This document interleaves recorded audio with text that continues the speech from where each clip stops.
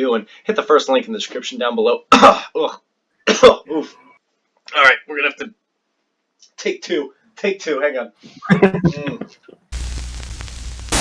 What's going on YouTube? Cheatmaster55 here, aka LoganJYA on Twitch. If you're not on the stream yet, I don't know what you're doing. Be sure to hit the first link in the description down below. I've got my homeboy Bluey on the line today, who 2-0'd everybody in this week's GG for free, and I'm super excited to be going through his Madolche list with him today. So if you like Madolches, be sure to drop a like, throw a comment down below, let us know what you think, and be sure to come to the stream and participate in the GG for free tournament series. Free tournaments, real prizes every Wednesday.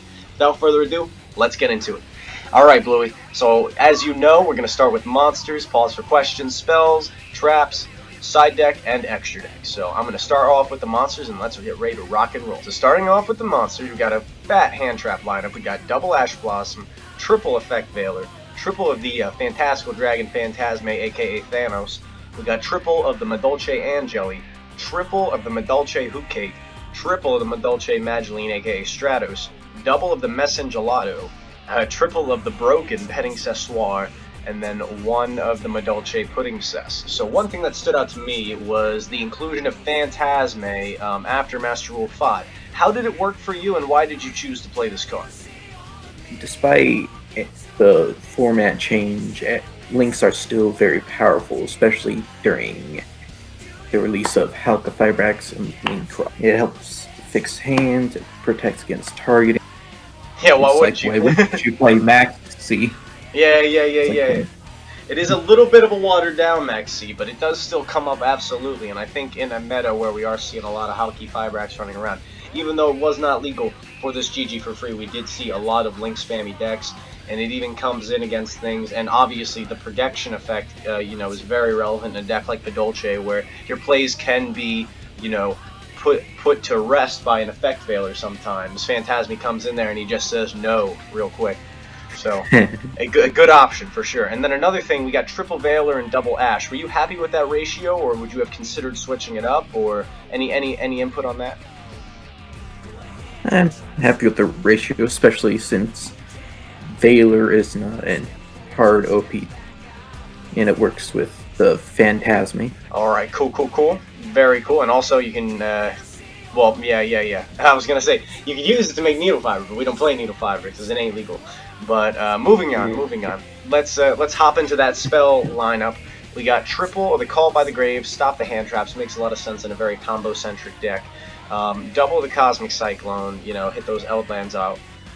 One of the Madolche Chateau, one of the Salon, one of the Ticket, and then double of the Extrav. So I see you're opting to play 2 Extrav. Is there any reason why I didn't decide to go for all 3? Well, I do enjoy, playing Extrav. It's a 3+1. It would only come an issue if I drew a second. Makes sense to me, and you also have, you're very extra deck reliant, so I can understand, you not want to banish too many copies of, X, Y, or Z monster.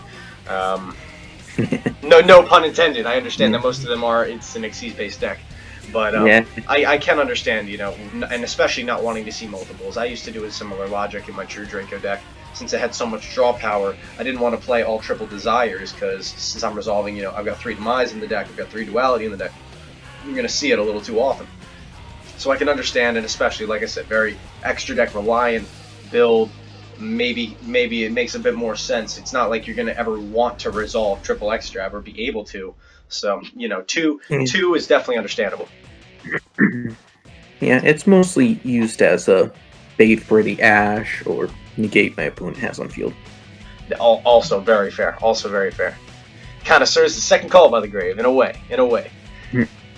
Moving on, we'll hop into the trap lineup. We got double Infinite Impermanence, one of the Madolche Knights, which is another negate, which is cool, one of the Promenade, which is an insane negate card. If you haven't read this card yet, bro, check it out. It's insane. It's gonna blow your mind. And then we got the triple Solemn Judgment, one of my favorite cards of all time. Obviously, I love the inclusion of Judgment. I'm a little bit biased. How did it perform for you in the GG for free? I think it always worked very well as extra insurance, and it stopped a Shaddoll fusion, getting anything out.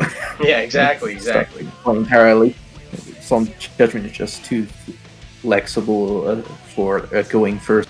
Like, Indeed. So I will say this with since we're coming to the close of the main deck, you do choose to go first with this particular build of Madolche.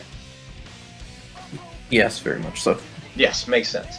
Very cool. But we are still locked and loaded, ready to go with all of the hand traps for sure.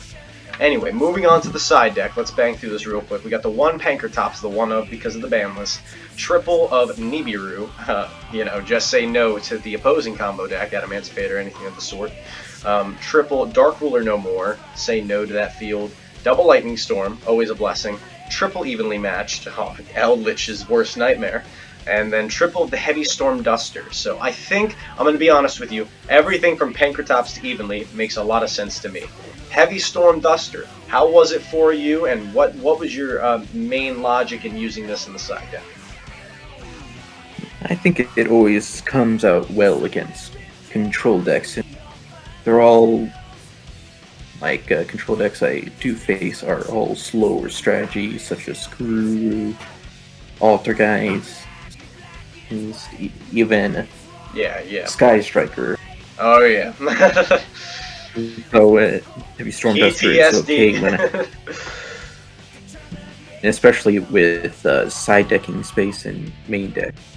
Oh, I say that makes sense to me. And with Altergeist looking like it's going to be coming out to be one of the best decks of the format, and is one of the best decks of the PPG format, definitely makes sense to be ready to blow out those back rows, get those protocols, manifestations off the field. Don't got to worry about them. Can't be stopped by Sacred Village of the Spellcasters. Very good trap card. Now, I think without further ado, let's wrap things up with the extra deck. We've got 1 copy of the Evil Swarm Excite on Night, a classic board wipe.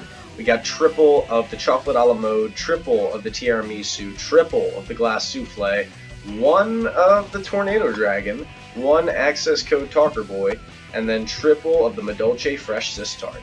So, alright, inclusion of the access code is definitely interesting.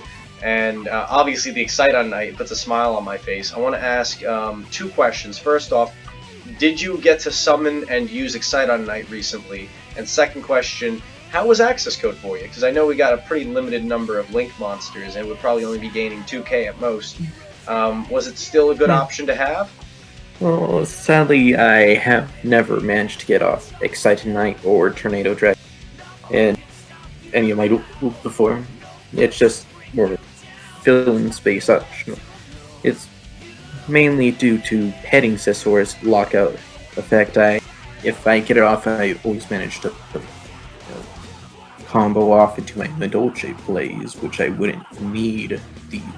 Yeah, access code is there for those matchups where I need to pop something like a kind of like a Nightmare Phoenix in the situation, but it can also out something like that's unaffected by monster effects or card effects in general, like Ultimate Falcon.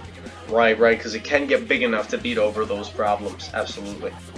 Sadly, the biggest monster I can get is Chocolate a la Mode boosted by a Chateau, which is only 3,000.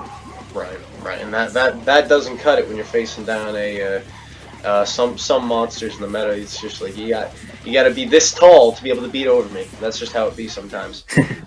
But yeah, man, awesome list. Listen, man, I'm very impressed. This man went 4-0 undefeated and 2-0 each one of his opponents. We were following him on stream, and obviously the hashtag Bluey for the win was formed because we are cheering for this man. Hopefully we can get him in a match with Kamani Cat in the near future. So stay tuned for that on the YouTube and on the live stream. Bluey, thank you so much for doing this deck profile. Congratulations on your victory, and I look forward to seeing you participating in the future, brother. Thank you very much, Logan. I'll be looking forward to it. Thank you. And thank you again for having me on. No worries, brother. It's been an absolute pleasure. Alright, take care, guys. Cheatmaster55, aka LoganJYA, signing off.